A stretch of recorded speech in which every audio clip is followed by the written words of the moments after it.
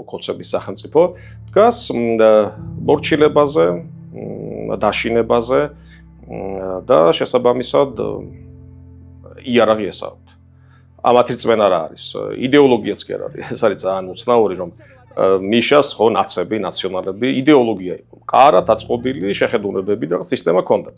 და უბრალოდ მიშისტები ქვია, თორემ მის გარკვეული ღირებულებები ჰქონდა ნამდვილად და აქ არ არის ღირებულება. რასაც იძახდნენ, ყველაფერი თავდაყირა დააყენეს, შესაბამისად იდეოლოგია არ შეიძლება რომ ერთი წელი ერთი იძახო და 5 წლის მერე აბსოლუტურად საპირისპირო რაღაცა იძახო. ეს არის უბრალოდ манипуლირება, ადამიანების მოტყუება და ერთადერთი ამათი იდეოლოგია, რომ ვერტიკალი შეინარჩუნო. შენ გიბრძანებ შენი ზემდგომი, შენ ქვემდგომს უბრძანებ, შესაბამისად ეს ამაგრებს ეს არის ამათი იდეოლოგია. მორჩინება, მონობა, მონები ძალიან წყით მონას რომ ეძახით და მონა რაღაცა წარმოუდგენიათ ქვის სამტეხლოში ადამიანი ფეხებ დაბორკილი ის შეიძლება არ იყოს მონა პირიქით სპარტაკი იყო როგორ შეიძლება სპარტაკიც მონა იყოს და ას ვიღაცა ისიც ხო ივანიშვილის მონა სპარტაკი აჯანყდა და იმ ბრძოლაში დაიღუპა და მონობა როდესაც ეგუები და შენით იღებ ამას